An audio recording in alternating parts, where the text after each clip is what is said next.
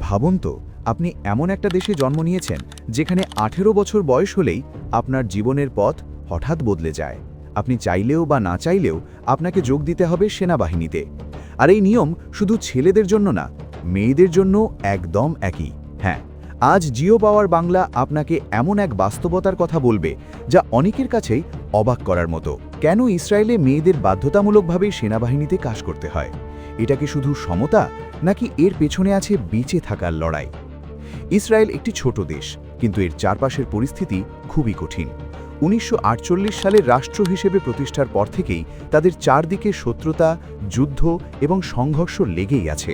স্বাধীনতার পরপরই একাধিক দেশ তাদের ওপর আক্রমণ চালায়। সেই সময় ইসরায়েল বুঝে যায়, এখানে টিকে থাকতে হলে শুধু সেনাবাহিনী শক্তিশালী হলেই হবে না, পুরো জাতিকেই যুদ্ধের জন্য প্রস্তুত থাকতে হবে। অর্থাৎ প্রতিটা নাগরিককে এমনভাবে তৈরি করতে হবে যাতে প্রয়োজনে সে দেশের জন্য লড়াই করতে পারে। এই চিন্তা থেকেই তারা একটা বড় সিদ্ধান্ত নেয়, পুরুষদের পাশাপাশি মহিলাদেরও সামরিক সেবায় অন্তর্ভুক্ত করা। কারণ তাদের কাছে এটা কোনো বিলাসিতা না, বরং প্রয়োজন। ইতিহাসও এই সিদ্ধান্তকে শক্তি দিয়েছে। ইসরায়েলের স্বাধীনতা যুদ্ধের সময় অনেক মহিলা সরাসরি যুদ্ধে অংশ নেয়।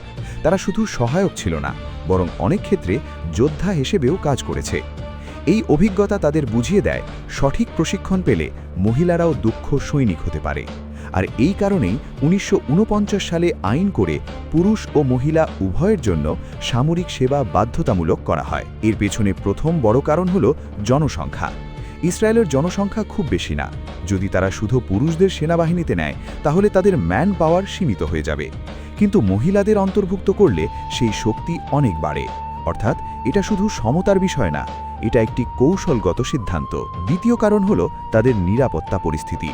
ইসরায়েল এমন একটি অঞ্চলে অবস্থিত যেখানে যে কোনো সময় যুদ্ধ শুরু হতে পারে, তাই তাদের সব সময় প্রস্তুত থাকতে হয়। এই প্রস্তুতির জন্য দরকার ট্রেন্ড মানুষ, যারা হঠাৎ কোনো পরিস্থিতিতে দ্রুত কাজে লাগানো যাবে। বাধ্যতামূলক সামরিক সেবার মাধ্যমে দেশের প্রায় প্রতিটা তরুণ-তরুণী বেসিক ট্রেনিং পেয়ে যায়, যার যে কোনো সময় কাজে লাগানো যায়। জিও পাওয়ার বাংলা এই বিশ্লেষণে আরেকটা গুরুত্বপূর্ণ বিষয় হলো দ্রুত সেনা তৈরি করার ক্ষমতা। যুদ্ধ শুরু হলে খুব অল্প সময়ের মধ্যে বড় একটি বাহিনী তৈরি করা প্রয়োজন হয়। ইসরায়েল এই সমস্যার সমাধান করেছে তাদের রিজার্ভ সিস্টেমের মাধ্যমে।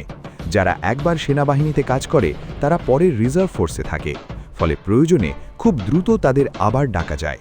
এখানে মহিলাদের অংশগ্রহণ এই সিস্টেমকে আরও শক্তিশালী করে। অনেকেই মনে করে মেয়েরা হয়তো সেনাবাহিনীতে শুধু অফিস বা হালকা কাজ করে, কিন্তু বাস্তবতা সম্পূর্ণ আলাদা। আজকের দিনে ইসরায়েলের অনেক মহিলা সরাসরি কমব্যাট ইউনিটে কাজ করছে।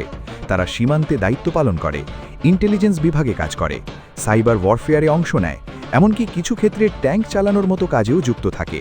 কিছু মহিলা স্নাইপার হিসেবেও কাজ করছে। অর্থাৎ তারা শুধু অংশগ্রহণ করছে না, তারা যুদ্ধের গুরুত্বপূর্ণ অংশ হয়ে উঠেছে। সামরিক সেবার সময়ও নির্দিষ্ট। ইসরায়েলে পুরুষদের প্রায় 2.5 থেকে 3 বছর এবং মহিলাদের প্রায় 2 বছর সেনাবাহিনীতে কাজ করতে হয়। এই সময়ের মধ্যে তারা কঠোর ট্রেনিং নেয়, ডিসিপ্লিন শেখে এবং বিভিন্ন ধরনের দক্ষতা অর্জন করে। এরপর তারা রিজার্ভ ফোর্সে থাকে, যেখানে সিভিলিয়ান লাইফ চালিয়ে গেলেও প্রয়োজনে আবার দায়িত্ব নিতে পারে। তবে সবাইকে এই বাধ্যতামূলক সেবার মধ্যে যেতে হয় না। কিছু ক্ষেত্রে ছাড় দেওয়া হয়, যেমন ধর্মীয় কারণ, স্বাস্থ্যগত সমস্যা বা বিবাহিত ও গর্ভবতী মহিলাদের ক্ষেত্রে আলাদা নিয়ম রয়েছে। তবুও দেশের বেশিরভাগ তরুণ-তরুণী এই প্রক্রিয়ার মধ্যে দিয়ে যায়, যা পুরো সমাজকে একটি ডিসিপ্লিনড এবং ট্রেন্ড স্ট্রাকচারে পরিণত করে। এই সিস্টেমের একটা বড় সামাজিক প্রভাবও আছে। ইসরায়েলে মহিলাদের অবস্থান অনেক শক্তিশালী। তারা শুধু একজন সাধারণ নাগরিক না, বরং একজন ট্রেন্ড ডিফেন্ডার। এই অভিজ্ঞতা তাদের আত্মবিশ্বাস বাড়ায়, লিডারশিপ স্কিল তৈরি করে এবং বাস্তব জীবনে কঠিন পরিস্থিতি মোকাবিলা করার ক্ষমতা দেয়। অনেক সময় এই মানসিক অভিজ্ঞতা তাদের ভবিষ্যৎ কেরিয়ারেও সাহায্য করে। এখন প্রশ্ন আসে, অন্য দেশগুলো কেন এটা অনুসরণ করে না? কারণ সব দেশের পরিস্থিতি একরকম না। অনেক দেশ ইসরায়েলের মতো কনস্ট্যান্ট থ্রেটের মধ্যে থাকে না। আবার অনেক দেশে এখনও সামাজিকভাবে মনে করা হয় যুদ্ধ শুধু পুরুষদের কাজ। আর রাজনৈতিক দিক থেকেও সব সরকার এমন একটি কঠোর ব্যবস্থা নিতে আগ্রহী না। এই বিষয়টি নিয়ে বিতর্ক আছে।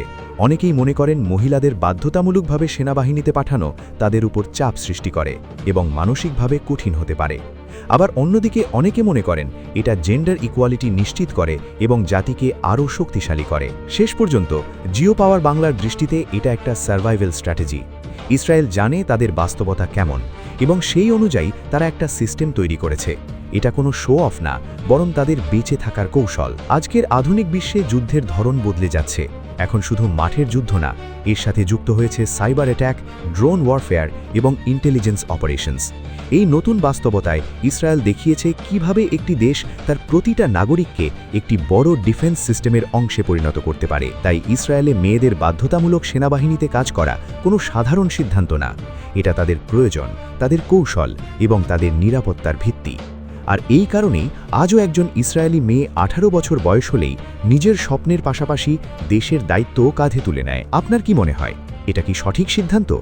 এমন ব্যবস্থা কি অন্য দেশেও থাকা উচিত? কমেন্টে জানাতে ভুলবেন না। আর এমন জিওপলিটিক্স এবং ওয়ার অ্যানালিসিস পেতে জিও পাওয়ার বাংলা চ্যানেলটি সাবস্ক্রাইব করুন।